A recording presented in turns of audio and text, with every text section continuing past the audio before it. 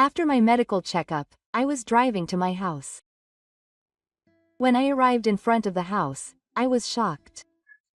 My house was not there. Instead, a new fake house stood there. I checked the exterior, but it was definitely my house. The stone pavement that had been leading from the gate to the front door was completely gone, and a slope had been installed in its place.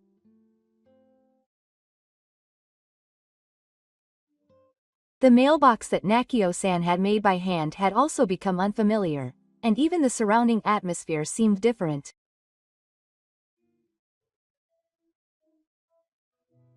But what caught my eye even more was the sight of the garden that I had been carefully tending disappearing without a trace.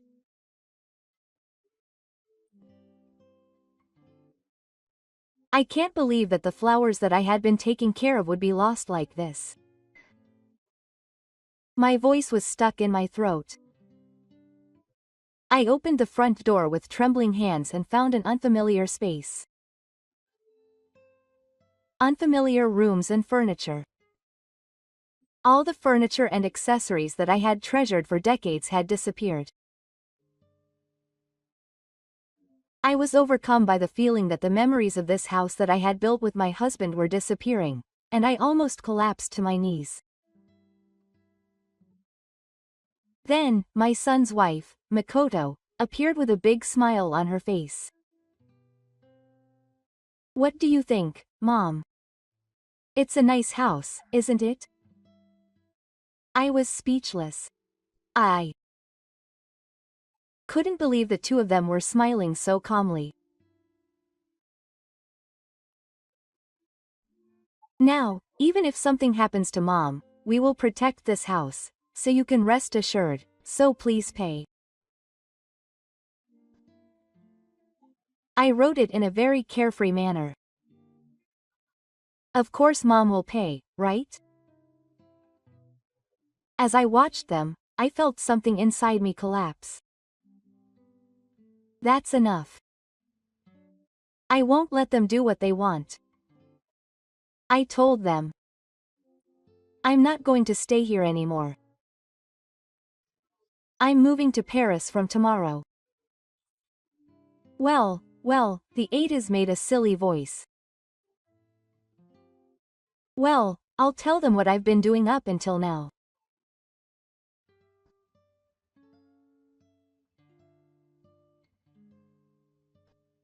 My name is Hirosaka. I live alone while working part-time as a cashier at Misako's supermarket. I've been with my beloved husband for 7 years now. To be honest, the house is too big for a single person to live in, so I'm left with too much room. But this house is special to me. This house was designed by my husband and his best friend, an architect, from scratch a few years after we got married. I remember that we were particular about comfort, carefully examining the materials, redrawing the blueprints many times, and discussing how we could have done this or that until late at night. The house that was completed after all those days was my husband's dream, and it was a place filled with our thoughts as a couple. For 30 years since then, I have continued to protect this house, feeling the gratitude of my late husband with each passing season. The passage of time has slowly been engraved into this house, but it has become a space that is somehow nostalgic and gentle. This house, located in a quiet rural area, is surrounded by nature, but is easily accessible and has no inconveniences in daily life. When you open the window, the distant mountains change their appearance at the ceremony, and the wind that blows through is mixed with the smell of grass. The house, standing in the tranquil scenery, felt like the last place my husband left me. What we are most proud of is the large garden and the good sunlight. In the morning, the sunlight pours in from the east window, warmly lighting up the room. In the garden, the seasonal flowers that my husband and I loved still stand tall.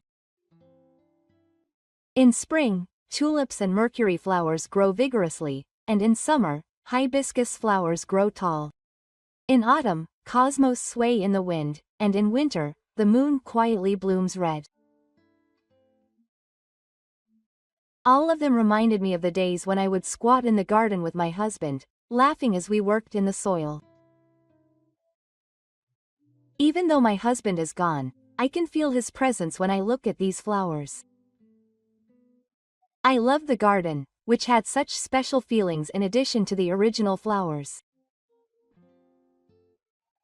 I spend a lot of time in the garden taking care of the colorful flowers.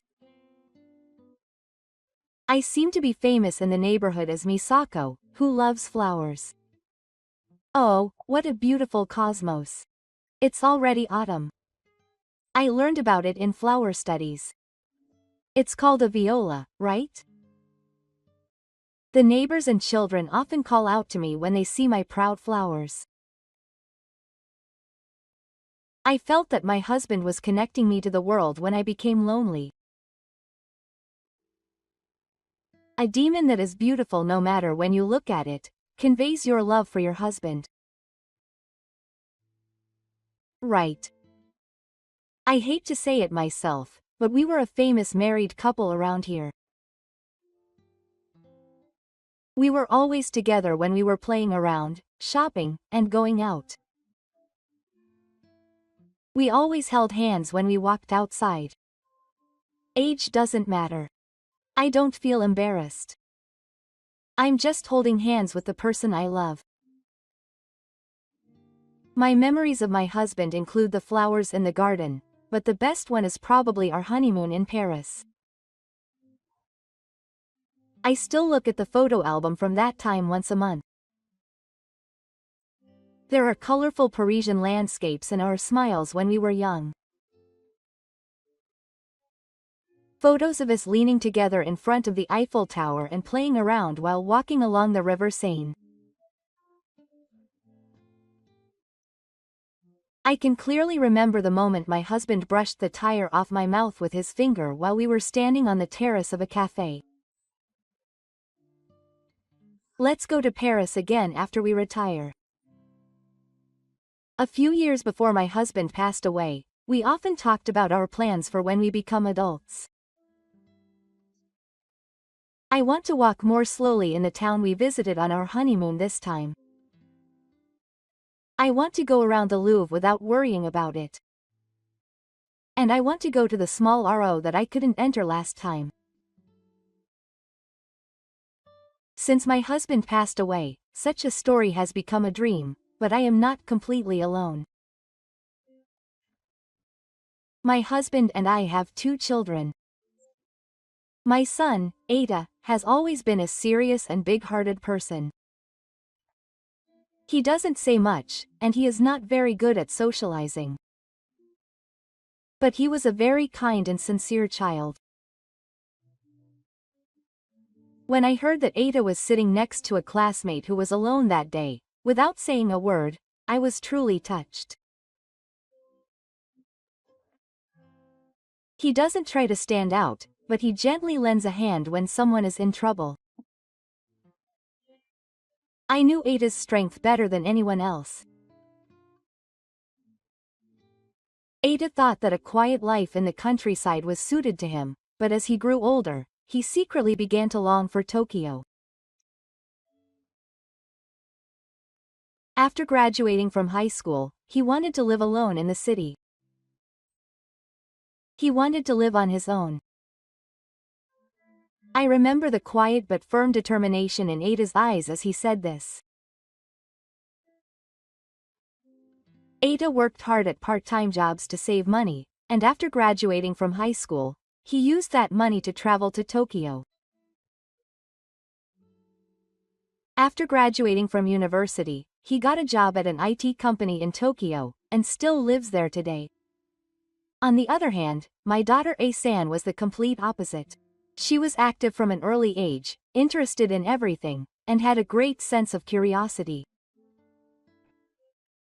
Her eyes sparkled when she talked about Paris, where my husband and I went on our honeymoon. Hey, Mom. What is Paris like? The buildings. Is it like a castle? Hey, what kind of clothes did you wear? A sans beautiful dress or something like a Parisian woman?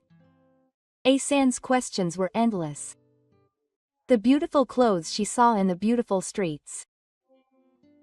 Every time we talked like that, she listened enthusiastically. Aiko's innocence did not change even as she grew up. Rather, she turned her eyes to the world with that same purity, and by the time she was in high school, she even said that she wanted to live abroad someday.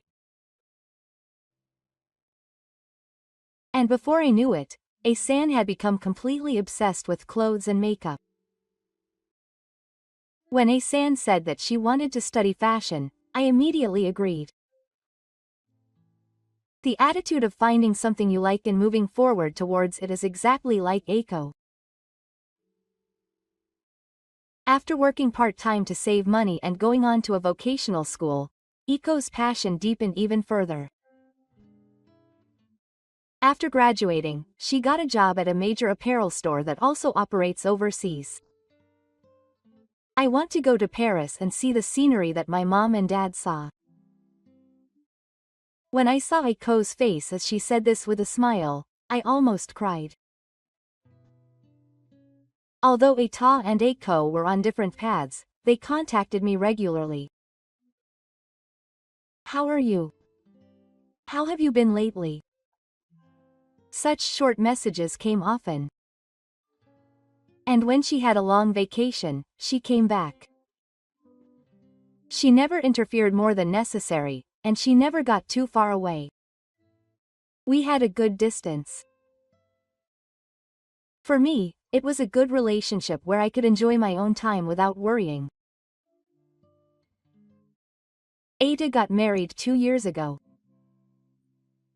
I heard that Ada and I started dating after working on a project together at the same company. Nice to meet you.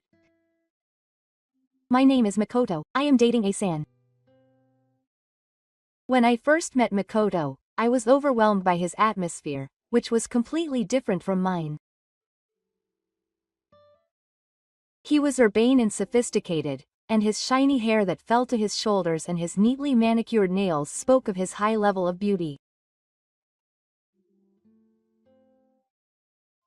When I saw him wearing a brand jacket with ease, I couldn't help but worry about how I was skating.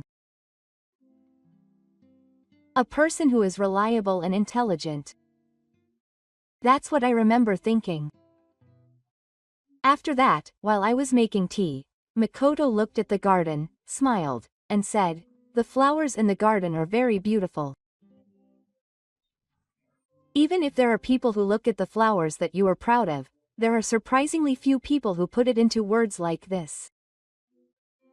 I couldn't help but feel happy. That alone made my first impression of her much better. However, as we talked after that, I somehow began to feel something strange about Makoto. She laughs a lot. But when we talked about Ada, her expression suddenly clouded over, or she gave off a somewhat bored vibe. When the conversation turned to Ada, she would just nod briefly and quickly change the topic to something else. I felt a little bit of discomfort when I saw her trying to bring the topic back to herself, talking only about her work, hobbies, and friends.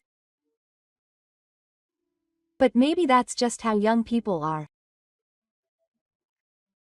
People who grew up in the city and I who live in the countryside probably have different values and conversation rhythms. I'm sure I'll get used to it as we interact with each other.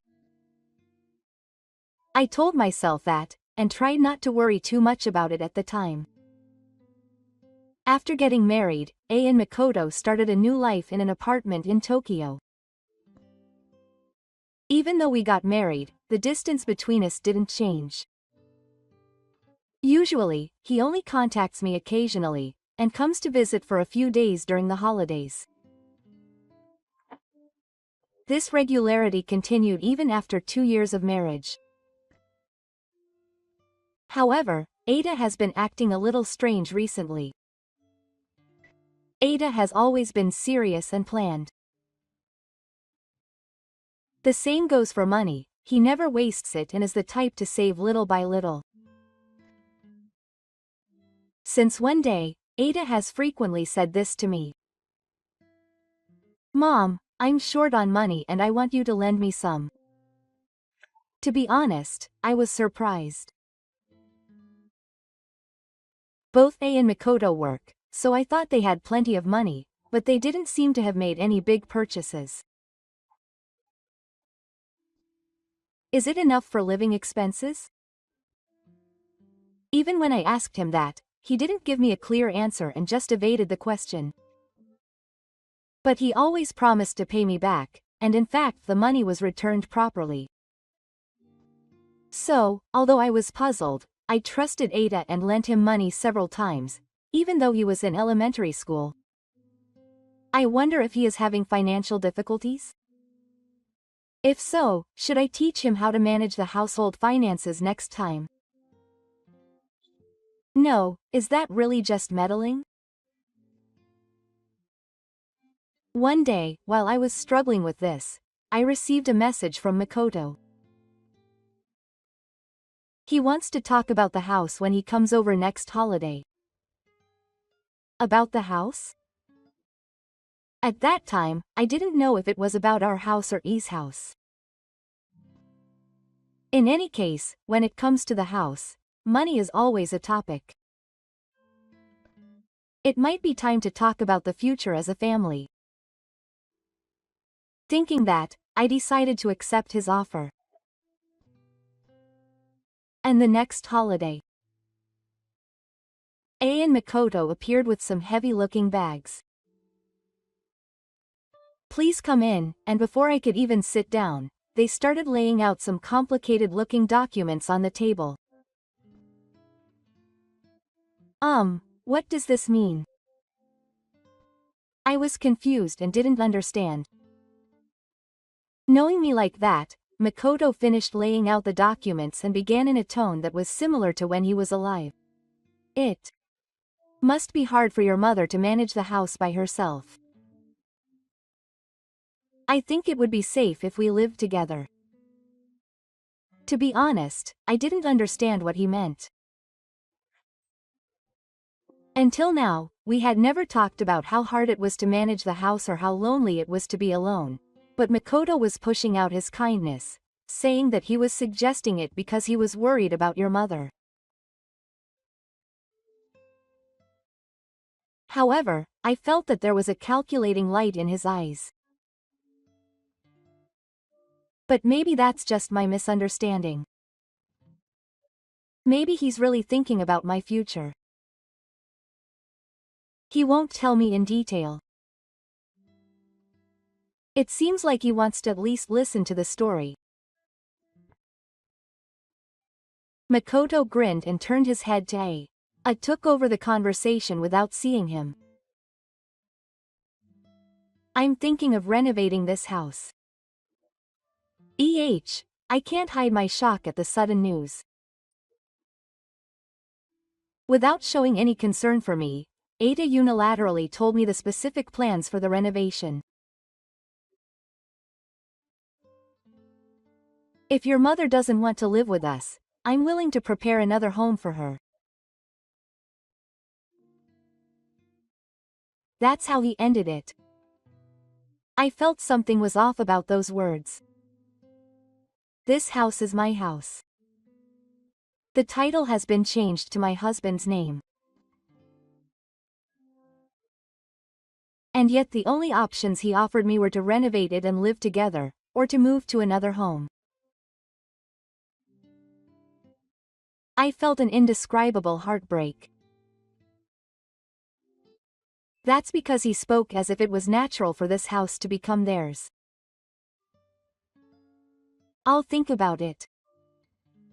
Unable to organize my thoughts, I gave him a vague reply and ended the conversation. I'm still 59 years old. Although I will be turning 60 next year, I am still in good health and have never had a single illness. Although I only work part-time, I have financial security thanks to the inheritance my husband left me. No matter how much I thought about it, I didn't feel the need to live with A and the others or renovate the house. I'm sure they were thinking about my retirement, but I'll firmly refuse the next time they come. Although I made that decision, it seems that the plan was steadily progressing without my knowledge. A few weeks later, E and Makoto came again. This time they brought a renovation contractor. Nowadays, many people want a type of bathroom with a bathroom impression. The cost is about this much, but you should definitely take it. Even on rainy days, laundry dries quickly. The contractor suggested wallpaper and floor replacement, the latest equipment for the kitchen and bathroom, and more. Makoto, who was happy to say this and that, was the center of the project. No one listened to my opinion as the owner of the project. I listened to the story all the time, thinking it was not real. I wonder if these people think that other people's houses are models or something. If you add all the options now, the cost will be about this much. I think it will be a wonderful house that looks like it's newly built. The estimate he gave me was so expensive that it seemed unrealistic. Let's get it done, Mom. It will definitely be easier to live in than it is now. I told Makoto firmly, who said this with shining eyes. I have never thought about remodeling. We have no inconveniences in our current home, so we're fine the way it is. Makoto's expression suddenly became frightened. However, he quickly regained his smile and said in a panicked tone, "Of course, you don't have to decide right away. Mom. Let's think carefully about the future." That's right. You're a single mother and you'll get old soon. Futoshi and Makoto won't back down no matter what I say. They don't even try to listen to my opinion. Seeing them, I felt more and more uncomfortable. I don't think this is a proposal that is simply for my own good. What sealed the deal was Ada's words on the way home.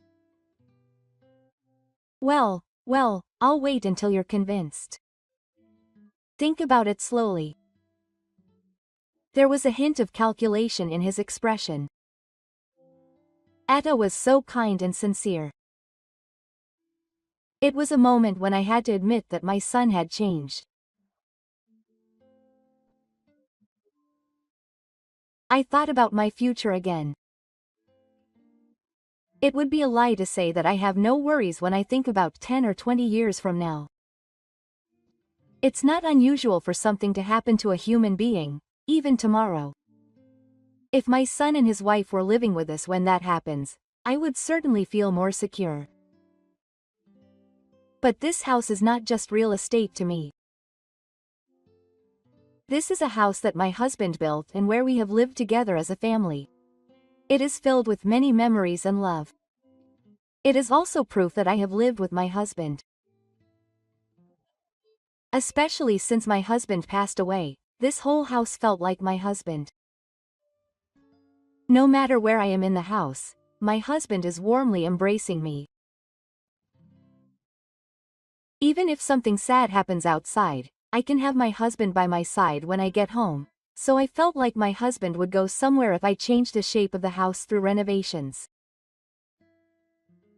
I came to a conclusion. I want to keep this house as it is. How can I convey the problem so that A and Makoto will understand? While I was thinking about the warehouse, my smartphone rang. I looked at the screen and saw A-san's name. It's been a while, Ka-san. How are you? A-san's voice was as lively as ever. Usually, I am impressed by her energy and get excited about our recent meeting, but today, hearing A-chan's voice did not make me feel any more anxious, and my voice was inevitably lowered. You seem to be feeling a bit down, what's wrong? Iko asked me, as if she sensed my feelings. Actually, Ada's condition recently, Ada and Makoto are pushing forward with the renovation plan. After hearing everything, I became silent in English. I'm sorry, I'm complaining about such things. When I apologized without thinking, A-chan made a certain proposal. I decided to accept the proposal and immediately packed my bags. For the next 3 months, I lived at A-chan's and her husband Wataru's house. On the phone that day, A-chan told me a surprising report. You see, I'm pregnant. It was only just after she found out she was pregnant. Although I could feel her joy at her first pregnancy, I could also see a little anxiety behind it. So, in order to support A-chan and the others, I decided to stay at A-chan's house until A-chan's condition improved. A-chan's sitting posture gradually worsened. I feel sick if I don't eat something. But even if I eat, I feel sick. My body is tired. Together with Wataru, I desperately supported Eiko, who had almost run out of ideas. It was only recently that Eiko started to sit up. As I spent a long time with Eiko and talked about various things, I thought again about my future life. Is it really the best to keep the house? Is it just my ego? Wouldn't it be better to restart my life in a new place than to fight with Ada and the others? Even with such conflicts, Eiko's stomach grows day by day. I was busy preparing for the little life that will soon be born. On Eiko's good days, I went out to town and looked at baby products. She's so small. Come to think of it, Eiko also wore a romper like this. Old memories are also brought back through baby products. That time was very calm and warm.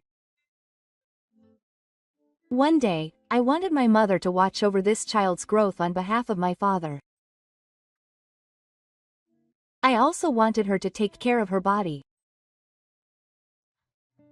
I took this opportunity to go for a medical checkup, and she made that suggestion while stroking my stomach. It's true that she hasn't been to a health checkup recently. It's important to understand the condition of your body. Thinking so, I immediately made an appointment for a medical checkup. Returning to the story, on the day I left home 3 months ago, A-san was pregnant and it seems like it's been a tough time, so I'm going to A-san's house.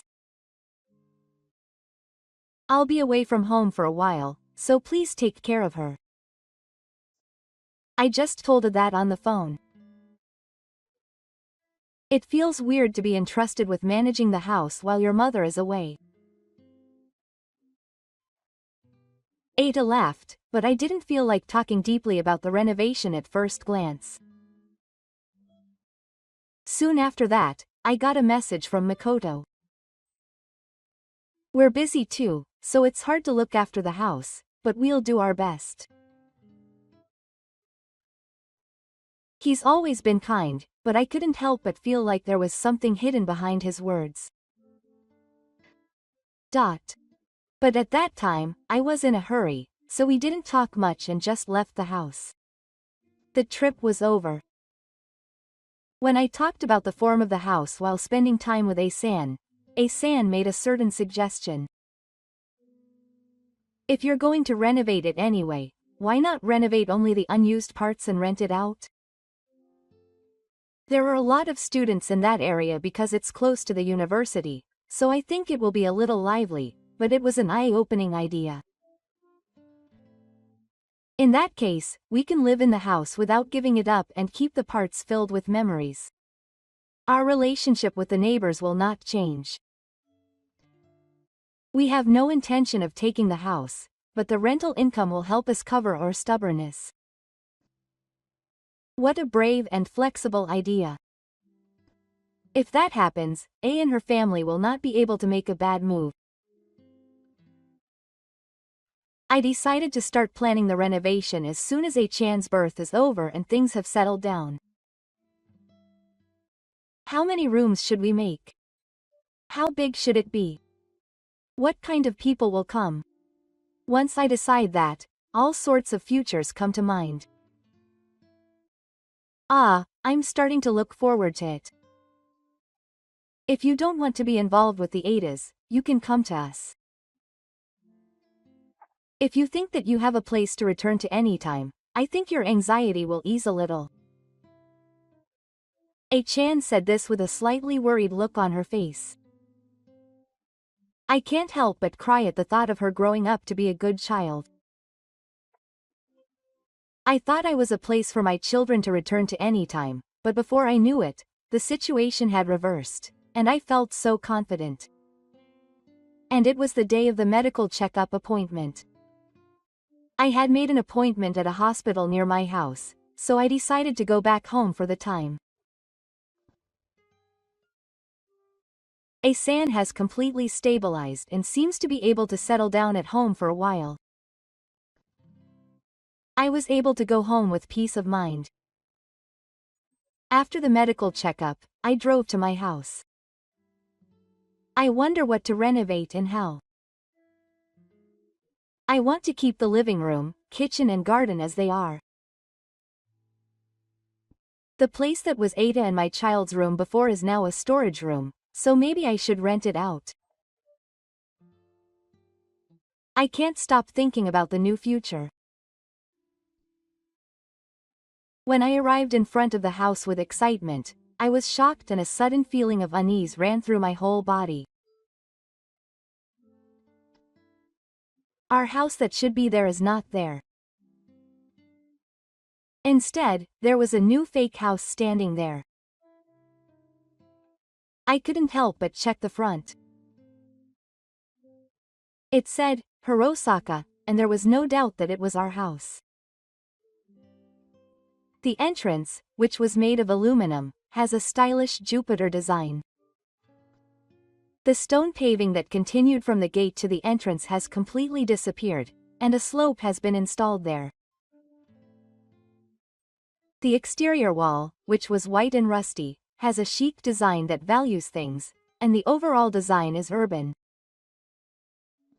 The mailbox that my husband made by hand has been changed to something I don't recognize, and even the atmosphere around it seems different.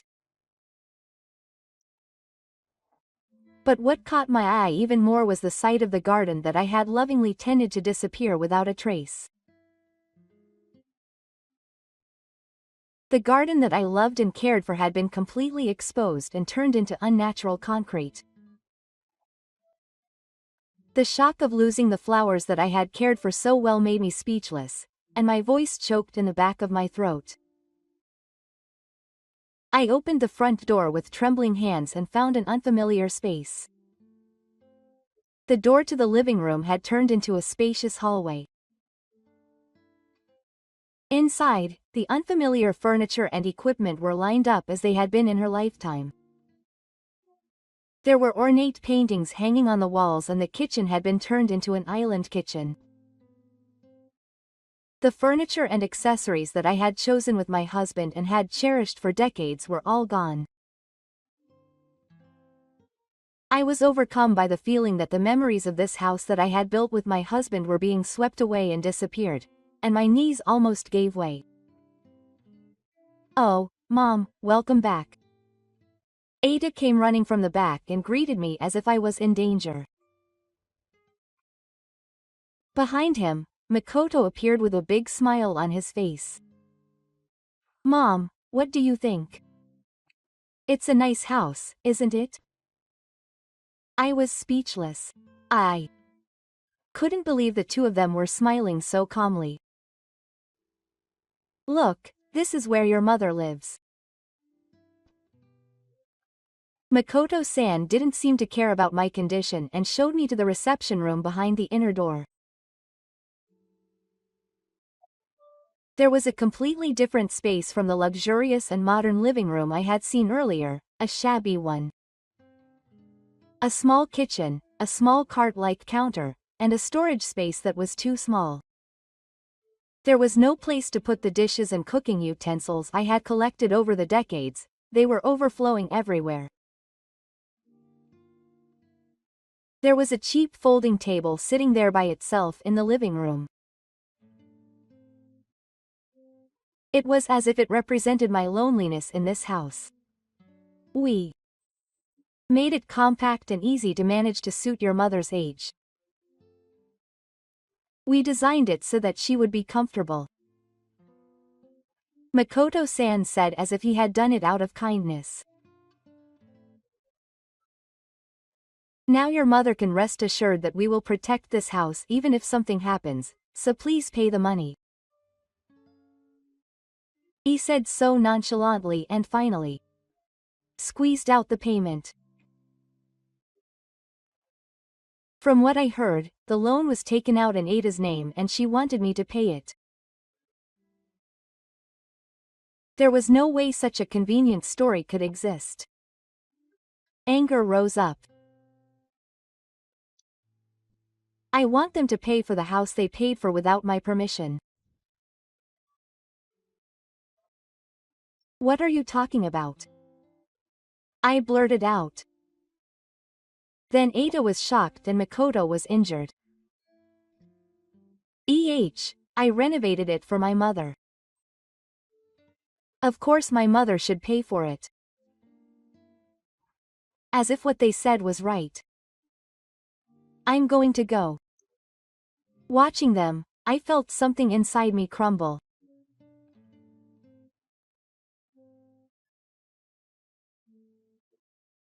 After thinking about it for the past few months, I had finally made a plan to renovate part of it and rent it out, and I was completely in the mood, but their unplanned and selfish renovations made everything fall apart.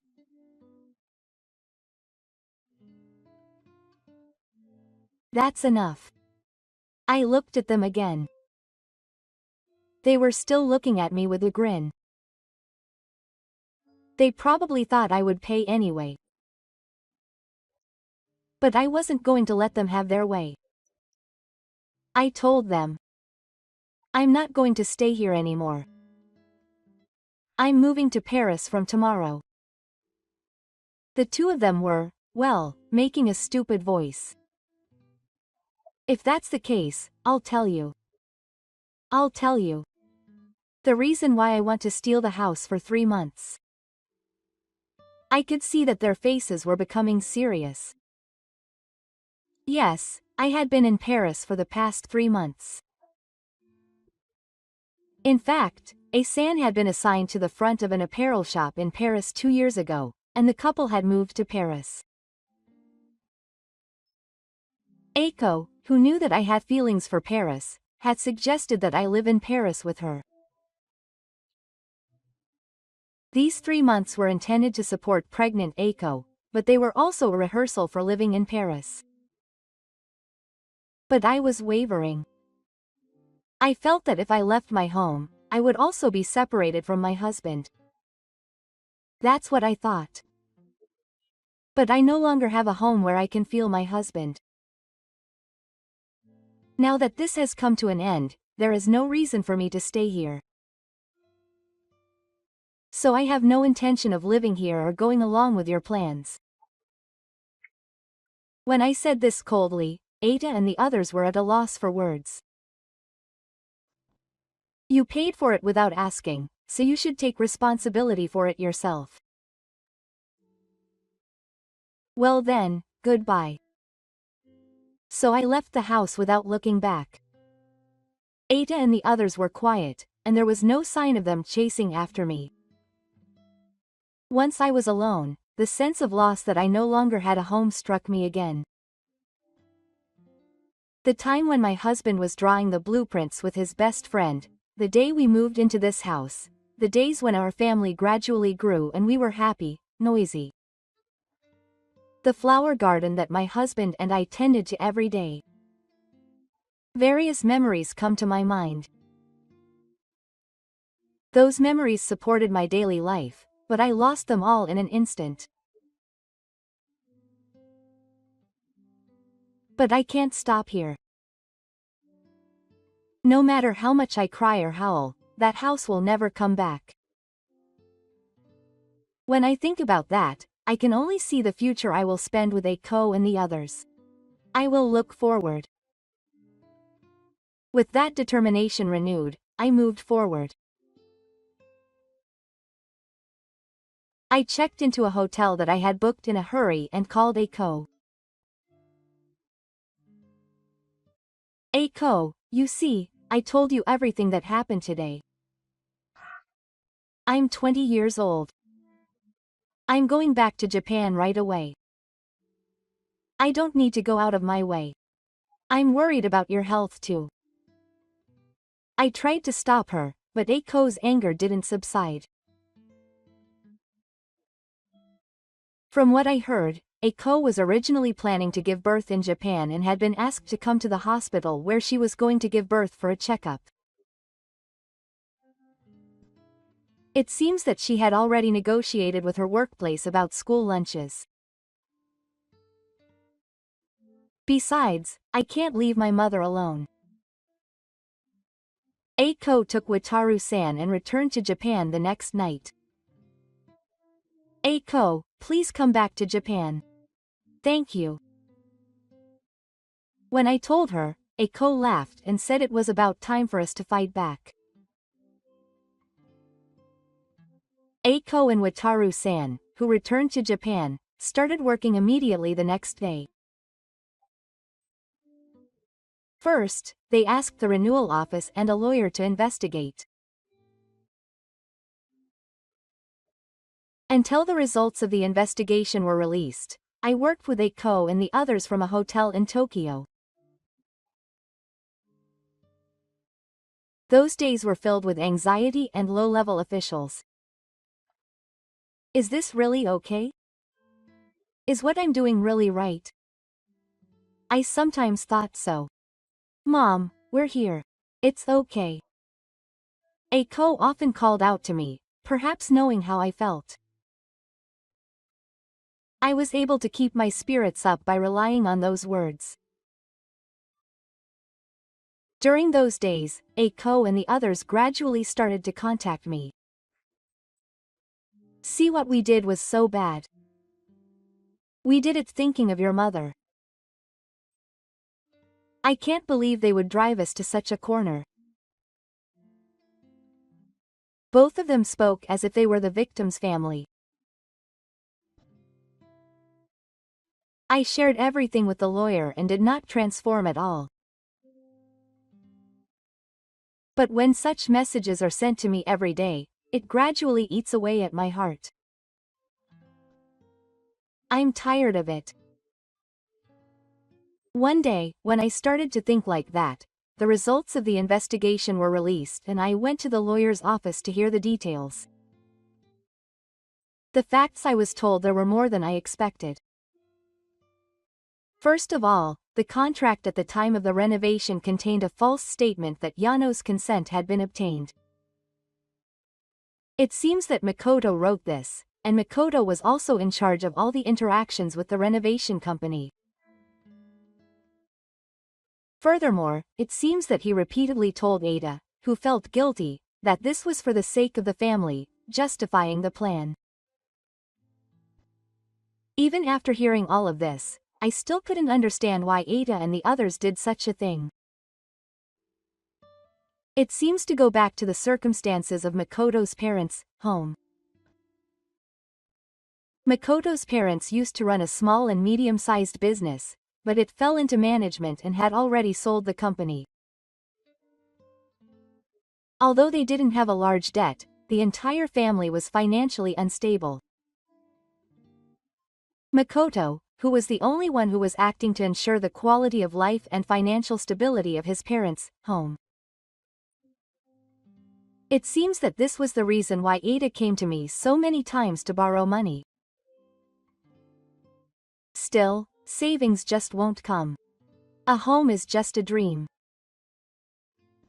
My friends who got married at the same time are moving on with their children in their own homes. That's when I came up with the idea of renovating and creating a fake home. A house with a beautiful, modern design that looks like a new building. I'll live there with my beloved husband and eventually have children. It seems that this was exactly Makoto's ideal family. In reality, my presence is getting in the way, but for the time being, I'll push me into the narrow side of wanting to lose weight. And I'll manage my life while treating it like a government. It seems that he intended to eventually kick me out and welcome his parents. And going back even further, it seems that Makoto's marriage to Ada was the beginning of his plan in the first place. I've already lost my husband and have the house and assets he left behind. It seems that he targeted Ada, his son, and approached him. Ada is a really kind person and should be a son that his mother is proud of. If you support him, everyone will be happy. That's right about Ada, who is serious and not used to women. He seems to have gone ahead with the plan. When I heard all of this, I leaned weakly back in my chair. Are you okay, Mom? A-san hurriedly grabbed my hand and called out to me, but my head was full of confusion. I never thought that everything had been played around in Makoto's hands. And did he destroy the house that was so memorable to me and my husband just for the sake of such a memory? When I think about it, anger wells up from the depths of my heart. Even though Ada had been deceived, it's the same. He must have seen how much I loved that house from up close, so I won't let him like it anymore. After that, I had my lawyer tell Ada and the others that he wanted to talk to them directly. However, A and Makoto, who had been contacting me so much, completely ignored it. The lawyer immediately filed a petition for a top-bottom hearing. And they decided to hold a meeting through formal procedures. Ada and the others had heard that they would attend the top-bottom hearing at first. However, they were informed by the lawyer that it would be even more disadvantageous if it went to court, so they reluctantly decided to attend. And the first round of the top began. First, the lawyer presented evidence that they had disposed of the illegal contract, documents related to the financial situation of my son's wife's family, and my assignment tools without permission, and put the profits in their own pockets, and explained the details. Is what we did really that bad? According to the store clerk, Makoto crossed her arms at first and glared at him with a dignified attitude.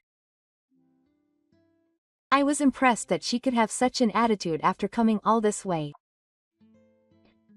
However, as more and more evidence was presented to her, her expression gradually clouded over.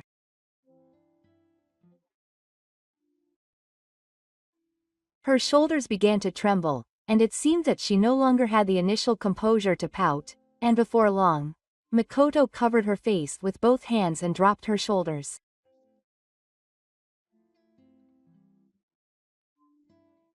I wanted to protect my family. However, the moment I heard those words, he stood up vigorously and raised his voice. I have nothing to do with it. It was all Makoto's doing. The air in the room froze in his anger.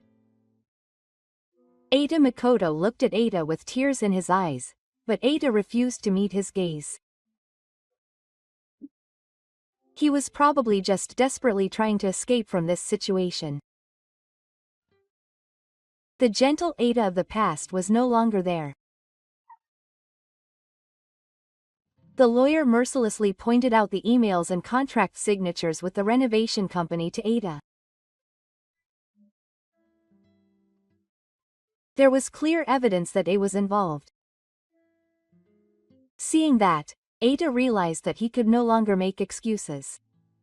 His attitude changed 180 degrees and he collapsed into a chair as if he was cornered. Then he began to speak in a trembling voice. At first, I thought that I would marry Makoto and that the whole family would get along well. Ada was attracted to Makoto and married him without knowing anything. Even after hearing about the situation at Makoto's family home, she was desperately worried about what to do. That's when Makoto told her about this plan. Helping Makoto's family. My income that wasn't increasing. My life status that wasn't improving. As these worries about the future piled up, it sounded very attractive. I'm sure your mother will understand. As Makoto told me such things every day, I gradually became brainwashed. And in the end, I went along with Makoto's plan because I didn't have to worry about money. I was wrong. Ada broke down in tears, but it was too late. I didn't understand any emotions in my heart. After that, I agreed to sell the house and receive the profits from the sale. After 3 months of rock bottom, Ada and the others agreed not to claim any rights to their family home in the future. That was how everything was settled. And just before the peak ended, Eiko was safely born. Both mother and child were healthy. She was a very energetic girl who looked just like Eiko. Her name was Sei. I became a grandmother. When I went to visit number 3, we were so happy that the whole family cried. And all the problems were solved. After 1 month, Eiko and the others decided to return to Paris. Mom, have you brought Sei's milk yet? Of course, I'm with you. I felt very cheerful. Of course, even if everything was resolved, the fact that we no longer had a home would not change. But even if we lost our home, I felt like my husband was somewhere nearby. Please go to Paris for me. I'm sure my husband would say that. I could only see a new future ahead. I landed in Paris for the first time in several months. Maybe it's because my heart has changed. Even though it's only been a few months, the scenery looks different from the last time.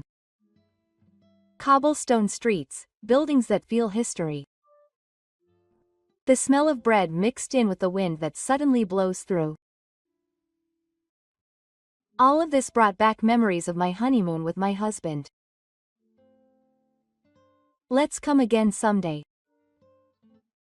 I never thought I would fulfill that promise I made to my husband in this way. Eiko and Wataru-san welcomed me warmly. Eiko then went through a training course and returned to work, where she is still working enthusiastically at an apparel shop. Meanwhile, I'm busy supporting Eiko at work and watching over Sei's growth. In one corner of the garden, the flowers I grew with all my heart are proudly displayed. This town, this garden, these flowers. There are memories of my husband here. And from now on, new memories with Wataru-san, and Sei will be piled up. A warm breeze blew softly. I opened my hands and felt the wind. It was as if I was holding hands with my husband. I'm not alone. When I looked up at the sky of Paris, I felt like my husband was smiling there.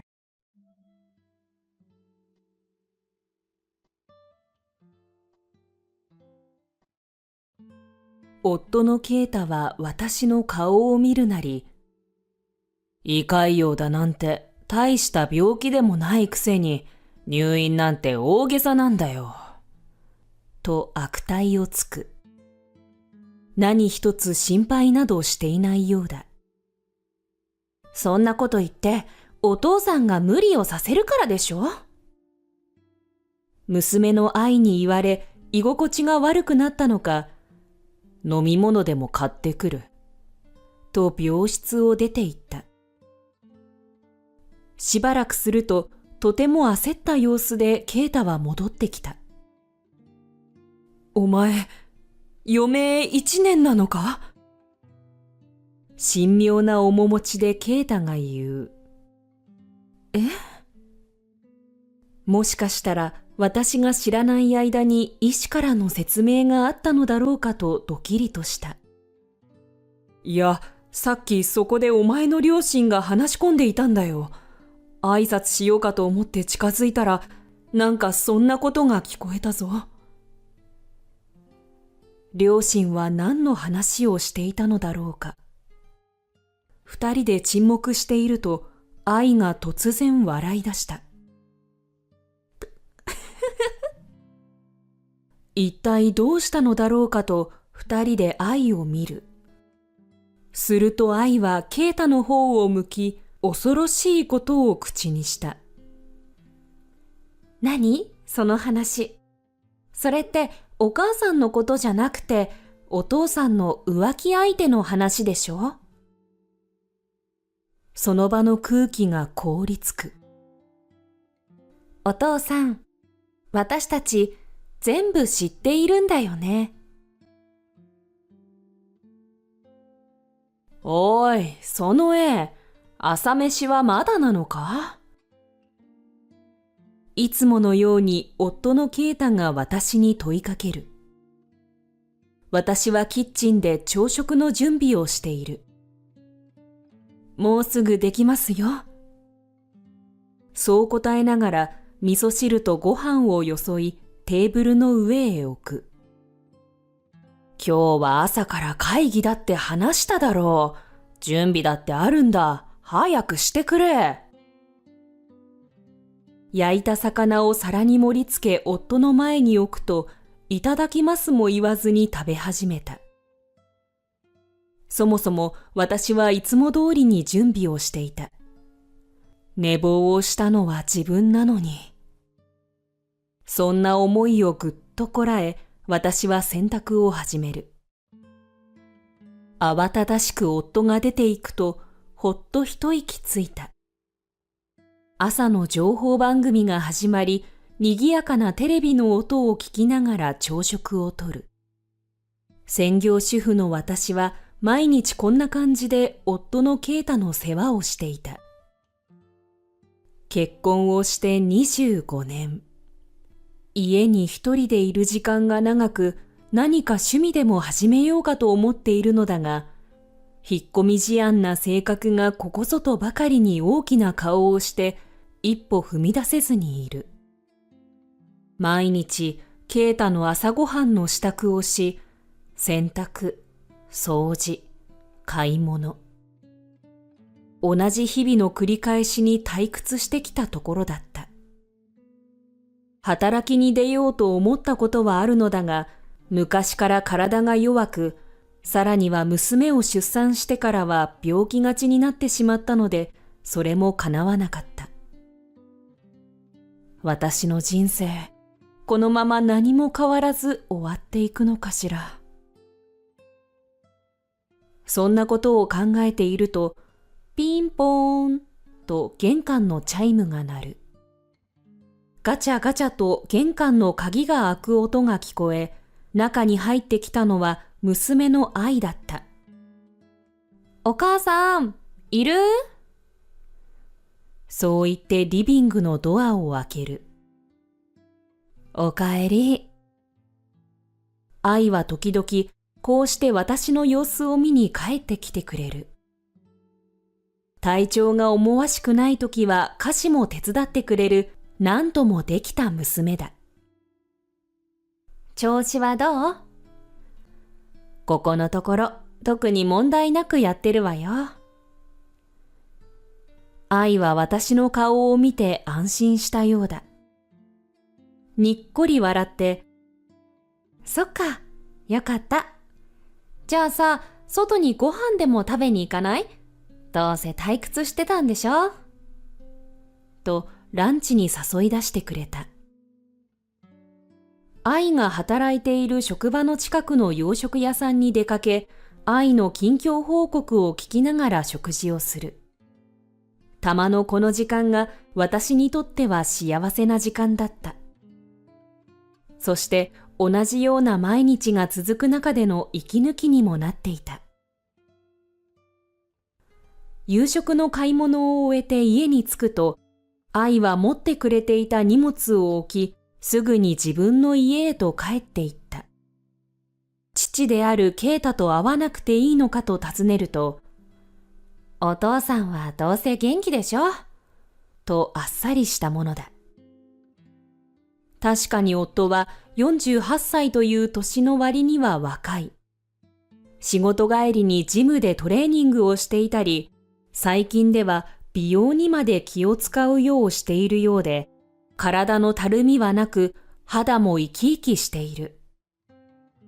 昔から自意識は高く、年を取ったからって、それに甘んじて何もしないようなやつにはなりたくない、と昔からよく言っていた。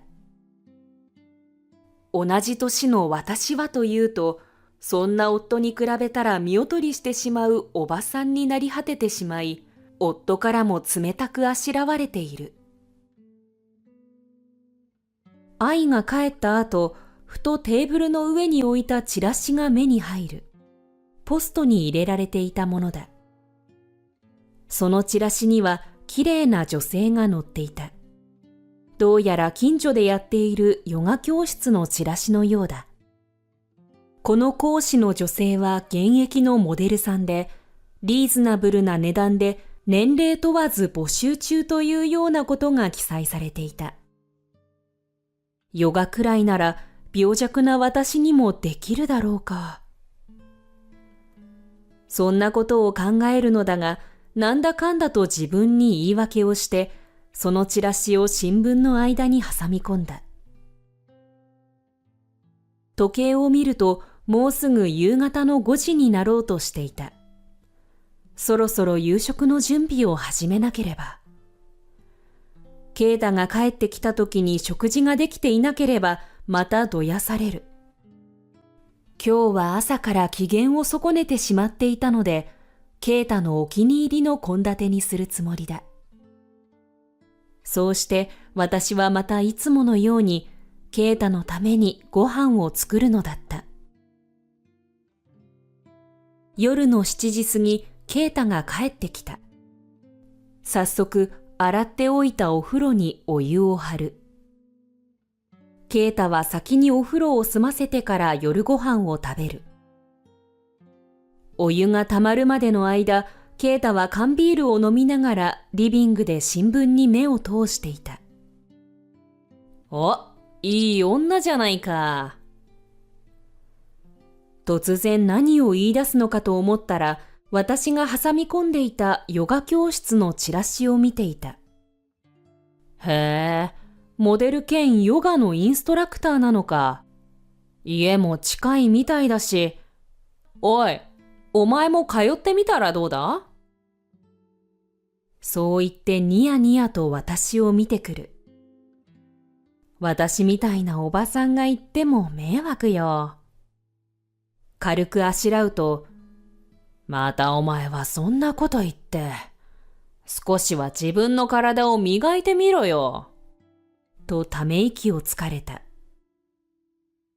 そんな私のネガティブな思考にも嫌気がさしているのだろう。ちょうどその時、お風呂のお湯張りが完了したメロディーが流れる。若い頃は良かったのに、どんどんおばさんになっていくな、お前は。そう言い捨てて、ケイタはお風呂場へ向かった。いつからだろう、こんなにも惨めな思いをするようになったのは。気がつけばいつものことになっていて、私自身も感覚が鈍っているように思えた。でも、そんなこと言ったって、若い頃に戻れるわけでもないでしょ。そう言って、いつも行動に移すことができないのは、他でもない自分自身だということもわかっている。誰かや何かのせいにしてばかりの自分とはかけ離れた世界にいるのだろう、ヨガ教室のチラシの女性のキラキラした笑顔を羨ましく思った。次の休みの日、ケイタはヨガ教室のチラシを片手に出かけていった。男の人も行っていいものなの？若い女性が自宅で開いている教室だ。気を使わないのだろうかと疑問に思ったので聞いてみた。老若男女問わずって書いてあるし、大丈夫だろう。ちょっと見学に行くだけだし、ダメそうならすぐ帰ってくるさ。と言い残し、ケイタは軽快に家を出て行った。私も一緒に連れて行ってくれればいいのに。行かないという選択をしたのは自分なのに、また人のせいにしようとしている。いい加減そんな自分にも嫌気がさしてきていたので、気分転換に私も散歩に出かけることにした。ヨガ教室がどんなものか、外からでも様子を伺えないか。そんな下心もあった。土曜日の昼下がり。よく晴れていて、散歩にはもってこいの陽気だった。ゆっくり自分のペースで歩いていく。やがてヨガ教室のある隣町へとたどり着いた。チラシの住所を覚えていたわけではないが、なんとなく地図は頭に入っていた。そして講師の名前の表札を探しながら歩く。佐藤。そしてふと気がついた。佐藤さんというお宅がたくさん存在することに。どの佐藤さんかわからないわ。諦めて帰ろうとしたとき、聞き覚えのある笑い声が聞こえてきた。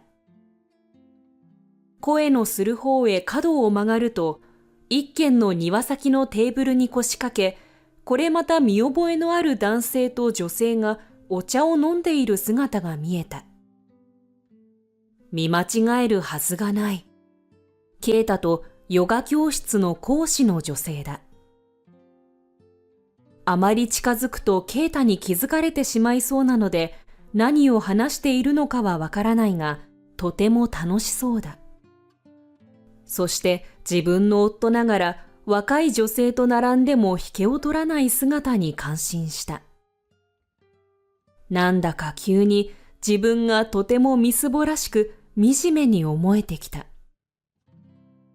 いても立ってもいられず、私は元来た道を足早に戻る。どうして私はいつもこうなんだろう。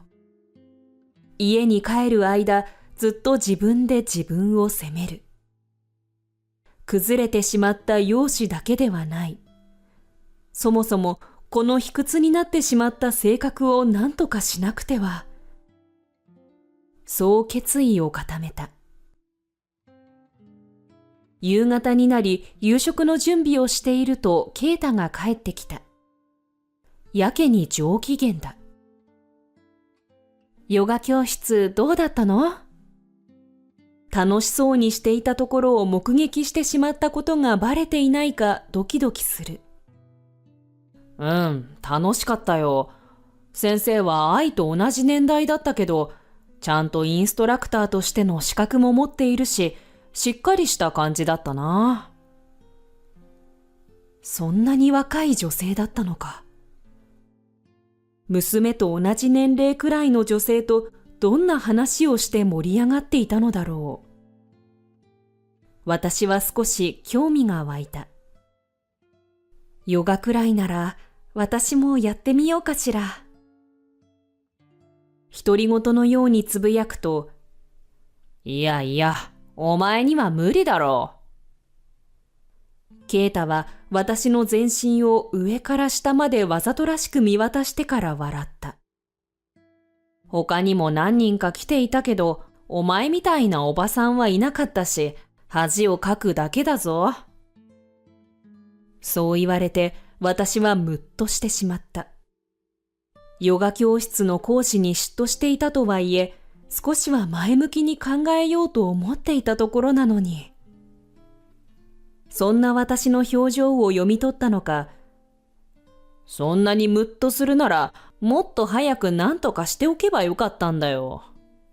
と吐き捨てお風呂場へと消えていった。ケイタには報告せず、平日の昼間なら通えるのではないかと考えたのだが、きっと名字や住所などで夫婦だと特定されてしまうだろう。もしケイタにそれがバレてしまったら、また罵られるに違いない。私は昼間の決意から一転し、うじうじと一人で引きこもるようになってしまった。ケイタがヨガ教室に通い始めて3ヶ月が経った。ケイタは休みのたびにヨガ教室へと行っていたが、どうやらヨガをしに行くだけでなく、家の内装を変えるためのちょっとした DIY や細々とした買い物などにも手を貸しているようだ。そんなにあなたがしゃしゃり出ることではないんじゃないの？気になった私はケイタに切り出してみたが、娘ほどの女の子が困っているのに、お前は手を貸すことも許さないのか？それとも何かやましいことでもあると思っているのか？くだらない。と一喝されてしまった。私が体調の悪い時でさえ家事を手伝うような人ではないのに。自分よりも講師の女性の方が大事にされているようでやりきれなかった。だからといって家事をおろそかにするわけにはいかない。私はこれまで以上に家事に専念するようになり、それ以上にケイタは私にダメ出しをすることが増えた。たまに手伝いに来てくれる愛も、お父さんってば、ちょっとお母さんに言い過ぎよ。とケイタに言ってくれるのだが、それが母さんの仕事なんだ。お前も家を出て行ったなら口を出すな。と一蹴され、そんな父親に呆れていたのか、愛はケイタのいない時を見計らって帰ってくるようになっていた。そしてある日、私はとうとう体調を崩し倒れてしまうのだった。運よくその日は愛が帰ってくる日だったので、愛に付き添われ病院へ行くこととなった。キッチンでうずくまる私を見たとき、愛は心臓が止まるかと思うぐらい驚いたそうだ。愛は近くに住む私の両親にまで連絡をしていて、診察を終えて病室のベッドで横になっていた私は、両親の来院に目をしばたたかせた。だって、お母さんただでさえ体が弱いのに。とうつむいて申し訳なさそうにする娘を誰が責められよう。心配してくれてありがとう。愛と両親に診察結果を説明すると、三人はほっと胸をなで下ろし、病室を後にした。私は胃潰瘍だった。両親を見送った後、愛は再び病室へ戻ってきて私にぼやく。お父さんにも連絡したのに、遅いよね。ケイタが私のために仕事を早退してまで駆けつけることはないだろう。そう分かってはいたのだが、寂しいものだ。私、明日も来るね。着替えとか必要でしょ？私が寂しそうな顔をしていたのを放っておけなかったのだろう。優しい娘に育ってくれてよかった。それだけが私の誇りだ。もう一度お父さんにも連絡入れとくね。じゃあ、また明日ね。そう言って愛は帰っていったが、その日、結局ケイタが病室へ来ることはなかった。翌日、愛は私の着替えなど入院に必要なものを持ってきてくれた。どこか申し訳なさそうに、愛の後ろにはケイタが佇んでいる。私の顔を見るなり、胃潰瘍だなんて大した病気でもないくせに入院なんて大げさなんだよ。と悪態をつく。何一つ心配などしていないようだ。そんなこと言ってお父さんが無理をさせるからでしょ？娘に言われ居心地が悪くなったのか、飲み物でも買ってくる。と病室を出て行った。ほんと信じられない。あの人だけは。愛もほとほと呆れているようだ。そのまま帰ってしまうのではないかと思っていたが、意外にも早く、そしてとても焦った様子でケイタは戻ってきた。お前、余命1年なのか？神妙な面持ちでケイタが言う。どうやら冗談ではないようだ。え？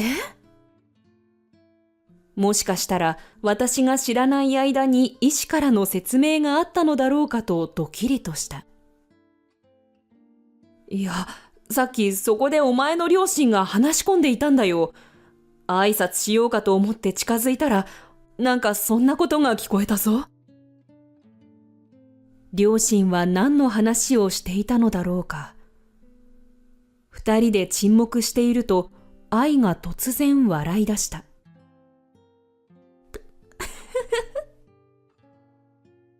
一体どうしたのだろうかと二人で愛を見る。すると愛はケイタの方を向き、恐ろしいことを口にした。何？その話。それってお母さんのことじゃなくて、お父さんの浮気相手の話でしょ？その場の空気が凍りつく。その絵、大丈夫？様子を見に来たわよ。その空気を切り裂くように両親がやってきた。おばあちゃん、おじいちゃん。ちょうど今から全部話をするところよ。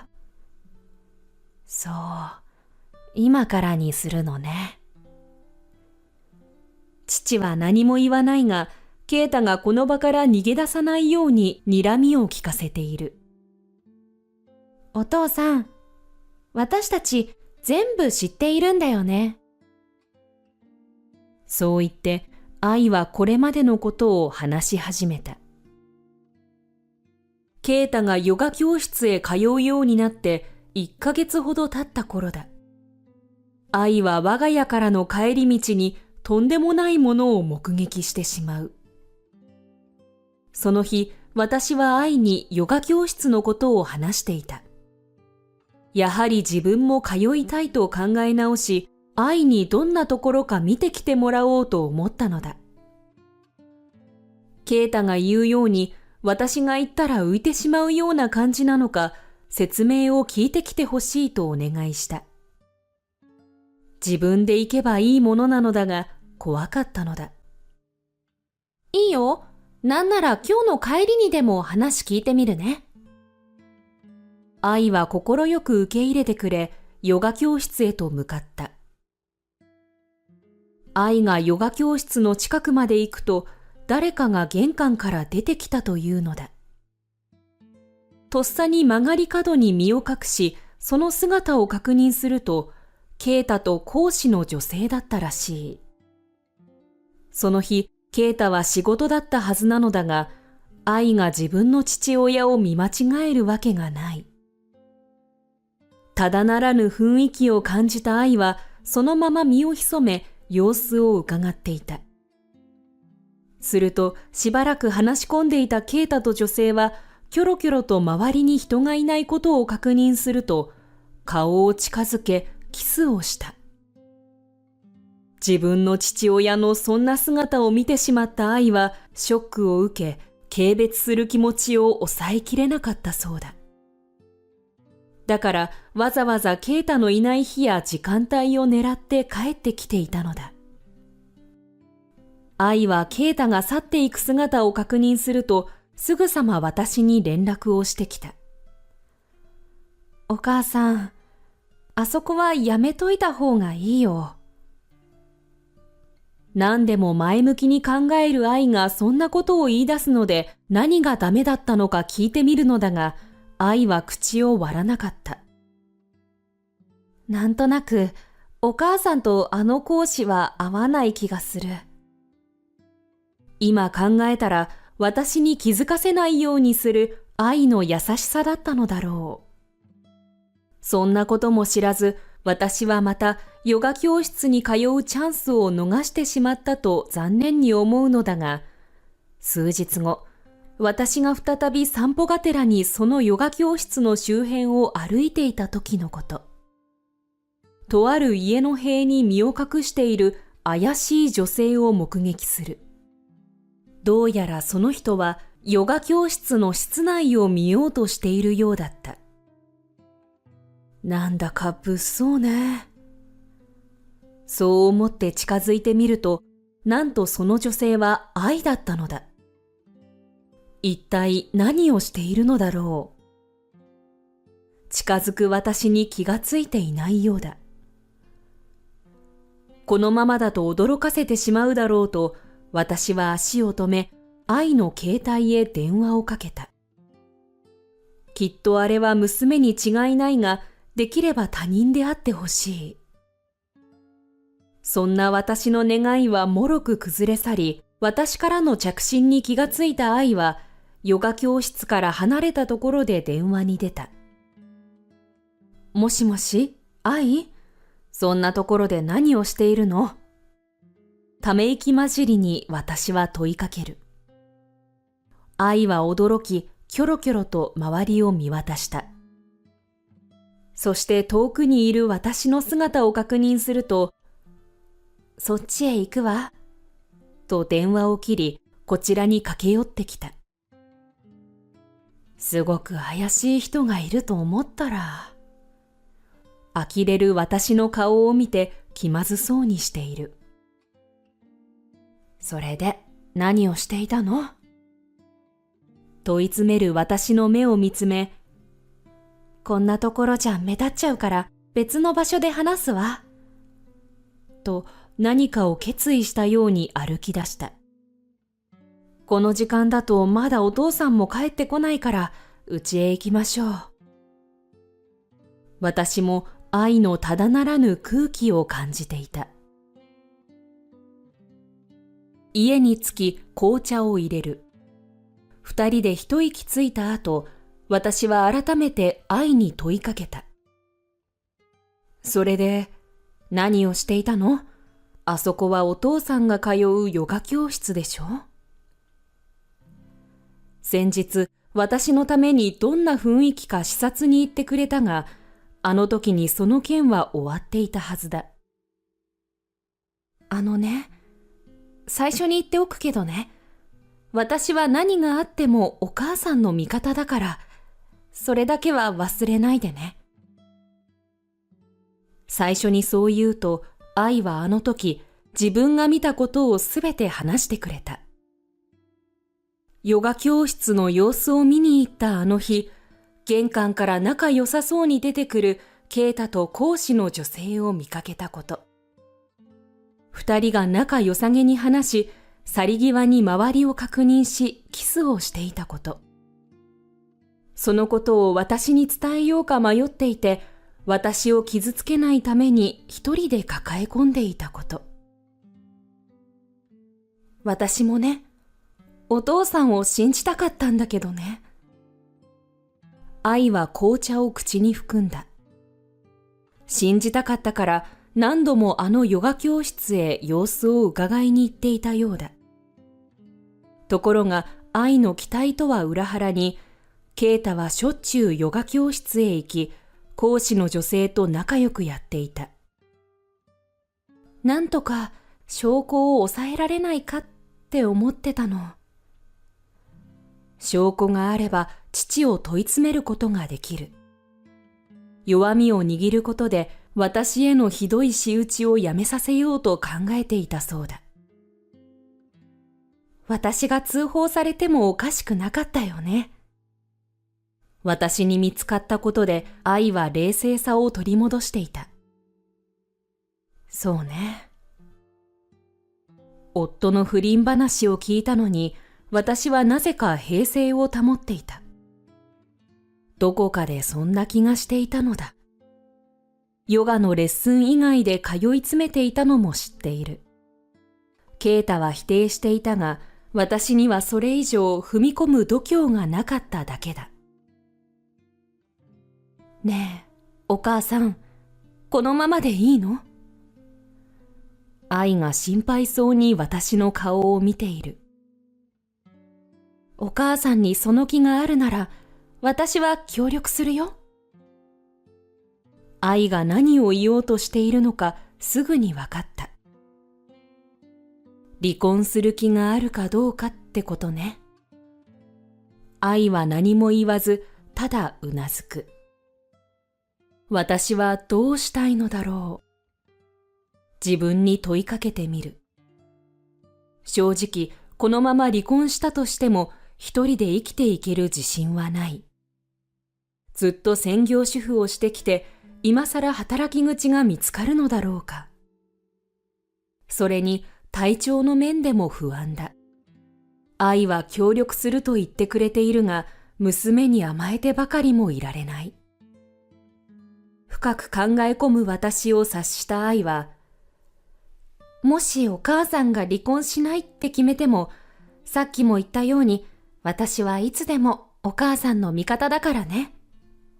と言い残し、ケイタが帰ってくる前に、と帰っていった。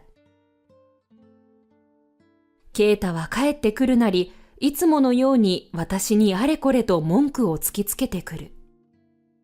やれ、食事の味付けがどうの、お風呂のお湯加減がどうの、まるでわざと荒探しをしているようだ。昼間の愛の件がなかったら、私は聞き流すこともできたのだろうが、今日はそううまく立ち回れなかった。愛から事実を聞いたときは冷静だった私だが、ケイタのやることなすことすべてに嫌気がさすようになったのだ。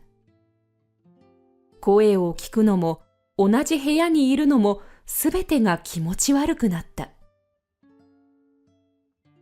その日の夜、ケイタが寝静まった頃に、私は最後の希望にすがるかのような気持ちで、ケイタの携帯を盗み見することにした。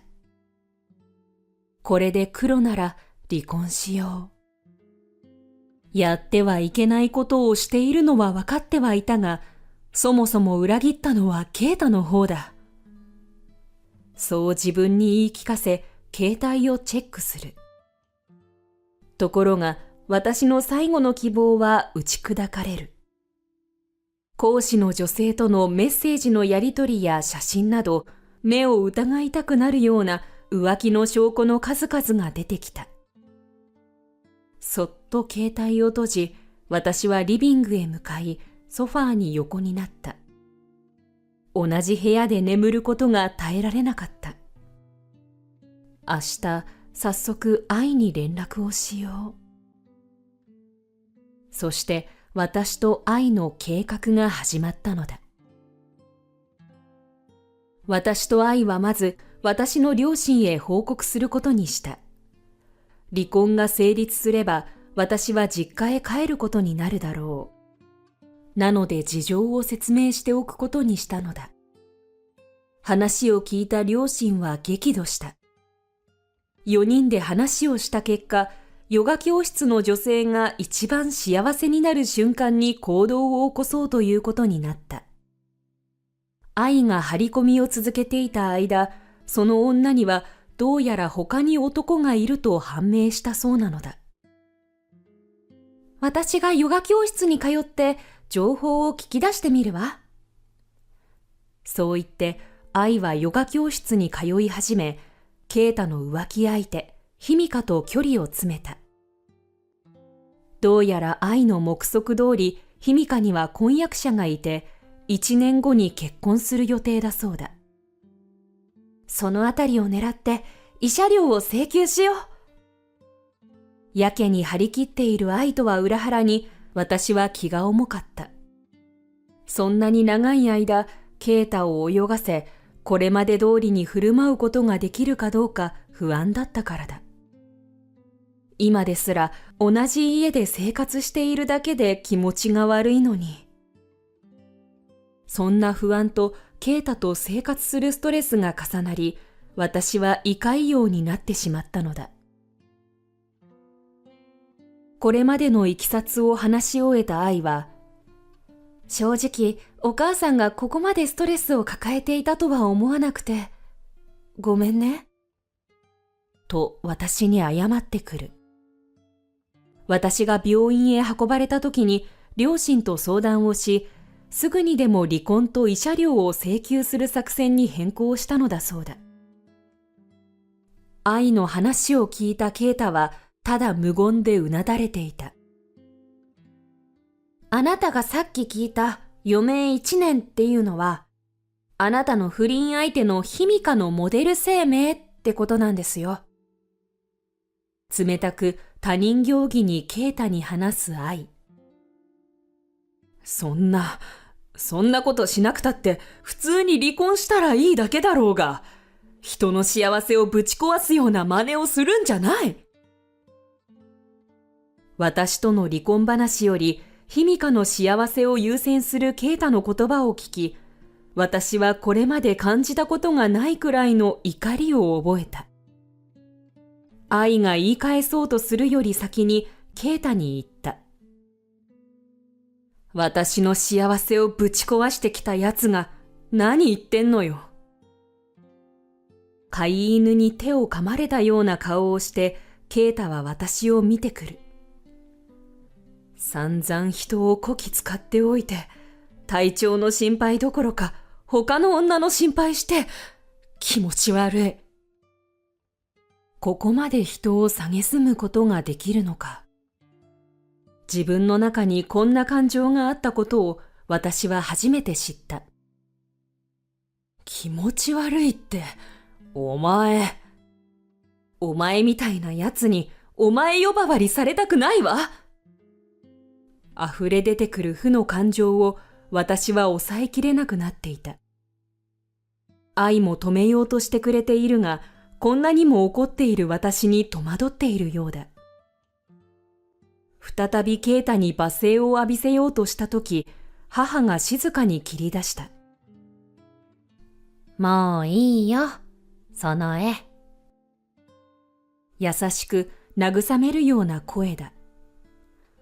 子供の頃からずっと聞いてきた声。はっと我に返る。しばらくの沈黙の後、母は静かにケイタに語りかける。ケイタさん、私も愛とその絵から事情は聞いているのだけれど、あなたの口からは聞いていません。ケイタは居心地悪そうにしている。何か言い分があるのなら聞きますが。先ほど私をたしなめた声とは違い、今度は冷酷さが感じられる。言い訳も何も。ケイタは口ごもる。では、すべて事実だと認めるのですね。逃れようがないと思ったのか、ケイタは開き直った。ああ、そうですよ。僕はその絵ではなく、ヒミカを愛しています。仕方がないじゃないですか。その絵にはもう何の魅力も感じないのだから。ひどい。愛がつぶやいた。ひどいったって？どっちがひどいんだよ。俺とヒミカはお互いに愛し合っていたはずなんだ。なのに、ヒミカに別の男がいたなんて。ケイタはヒミカに婚約者がいることを知らなかったようだ。肩を震わせ、涙を必死でこらえている。あなた、自分が何を言っているのか分かっているの？母はケイタに詰め寄った。その絵にも同じ気持ちを味わわせておいて、よくもまあ自分だけ悲しめたものね。ケイタはうつむき、顔を上げようとしない。愛や母が私の気持ちを代弁してくれていたが、私はもうケイタに対して何の感情も湧いてこなかった。ただ、早くこの男と離れたい。その一心だった。離婚と同時にあなたとヒミカさんに慰謝料を請求させていただきますので、今日のところはお引き取りください。事務的にケイタに告げる。ケイタはよろよろと立ち上がり、私たちの誰とも目を合わさず病室を後にした。こんな男とこれまで過ごしてきた時間がすべて無駄だったことに、私は涙を流した。退院後、私と愛はヒミカのヨガ教室へと足を運んだ。愛の退会手続きという名目だったが、そこでヒミカにすべてを伝えるつもりだった。だが話を切り出そうとしたとき、突然ケイタが入り込んできた。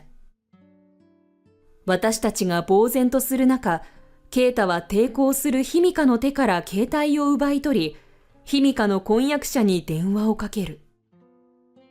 自暴自棄になり、婚約者にすべてをばらしたケイタは狂ったように笑った。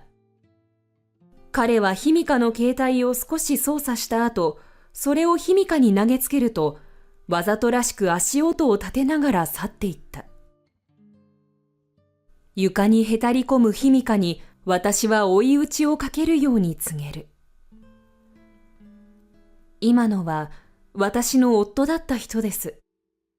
どうしてこんなことになっているのでしょうね。驚いた表情で私を見上げるヒミカだったが、あの人が勝手に言い寄ってきていただけよ。あなたも奥さんならちゃんと旦那のしつけぐらいしなさいよね。と睨み返してきた。もう離婚するし、こっちには不倫の証拠が揃ってますけど。負けじと愛が突っかかる。あなたがどう思っていようが関係ありませんが、慰謝料は請求させていただきますので。ここで話していても、ヒミカは認めないだろう。そう判断して、私は愛を引き連れてヒミカの家を後にした。その後、ヒミカは婚約者に言い訳をするが、言い逃れできない写真やメッセージのやり取りをケイタにばらされていたため、婚約破棄をされた。さらにヒミカの婚約者は、ヒミカが所属する芸能事務所の経営者だったため、ヒミカはモデルの仕事を干されてしまうことになる。もちろん、ヒミカのヨガ教室も婚約者が資金を出していたので、すぐに閉鎖されてしまった。そういったヒミカのことは週刊誌に小さく載っていたものだから、真実がどうかはわからない。だが、確かにあのヨガ教室の一軒家には、契約者募集中の張り紙が貼られていた。ケイタとヒミカは明らかな証拠を前に私に抵抗することができず、慰謝料の請求に応じるしかなかった。離婚後しばらくは実家に身を寄せていたが、ケイタとヒミカからの嫌がらせがひどくなったため、私たちは引っ越しをした。ケイタもヒミカも最初は余裕だったのだろうが、それぞれに身を持ち崩していったのだ。ケイタは慰謝料の支払いに追われ、ジムや美容に使うお金もなくなり、見た目が劣化していくのだが、それでも会社の若い女の子に手を出し、訴えられることになった。会社をクビになり、さらには再就職先でも末端部署に配属され、毎日一人で書類や備品の整理をしている。そんな自分になったのは、私が不倫に気がつき離婚したからだと責任転嫁してきていたのだ。ヒミカは週刊誌で見た通り、婚約者に見限られた後、ヨガ教室の事業費なども請求され、借金に追われているらしい。そしてそれも私のせいだと逆恨みをしていた。両親はすぐさま実家を売りに出し、私と愛と4人で暮らせるマンションを購入してくれた。そのマンションはセキュリティが行き届いているので、今はもうケイタとヒミカの嫌がらせに怯える必要もない。愛の収入と親の年金に頼るばかりでは面目が立たないので、私は愛にパソコンを教えてもらい、在宅でできる仕事を始めた。自分にこんな才能があったことに驚いている。今日は人生の修羅場についてのコラムを執筆するのだ。私の人生、何の面白みもない専業主婦だったが、この離婚騒動の話はきっと注目を集めるに違いない。少し着色をしながら、私はカタカタと文字を入力していく。その顔は穏やかな微笑みに包まれていた。